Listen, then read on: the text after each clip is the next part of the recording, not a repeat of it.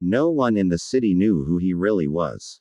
Every morning, before the sun fully rose, a quiet man in worn clothes walked slowly into a small roadside restaurant.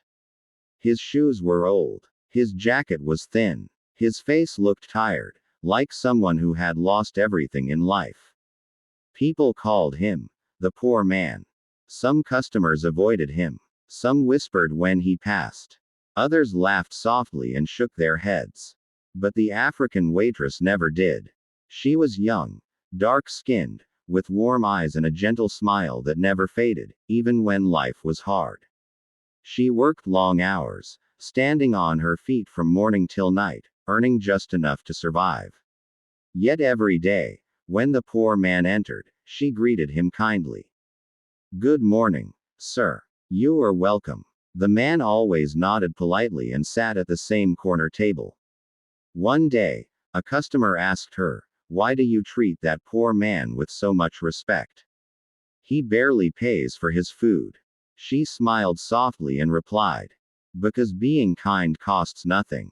The man heard those words, and they touched a part of his heart that had been cold for many years. The truth was something no one could imagine. That poor man was not poor at all. He was one of the most powerful mafia bosses in Asia. A man feared by criminals. A man whose name made strong men tremble.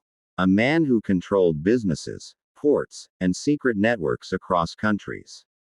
But after years of blood, betrayal, and darkness, he had grown tired. Tired of fake smiles. Tired of people bowing out of fear. Tired of being loved only for his power.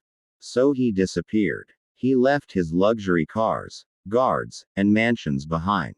He dressed like a beggar. He lived quietly, watching how people treated someone with nothing. And what he saw disappointed him. Until he met her. Every day, the African waitress served him food with care. Sometimes, when he had little money, she reduced the price without telling anyone. Sometimes, when he looked weak, she added extra food secretly. Sometimes, when other workers complained, she defended him.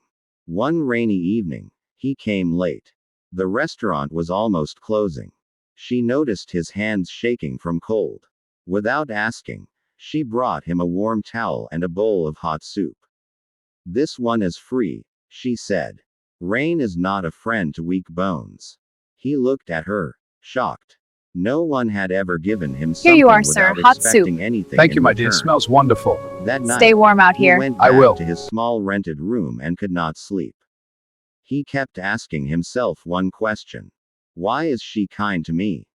Days later, something happened that changed everything. A group of rich young men entered the restaurant. Loud, proud, arrogant. They laughed when they saw the poor man.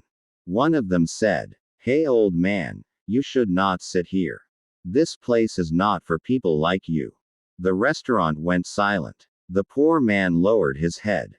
But before anyone could say another word, the African waitress stepped forward. "This restaurant is for everyone," she said firmly. "And respect is not bought with money." The rich men laughed. "You are just a waitress. Stay in your place." Her hands trembled, but her voice did not. "If standing for kindness is wrong," she said, "then I will stand wrong every day." The manager rushed over, afraid of trouble. But she did not step back. The poor man watched her. For the first time in many years, someone stood up for him.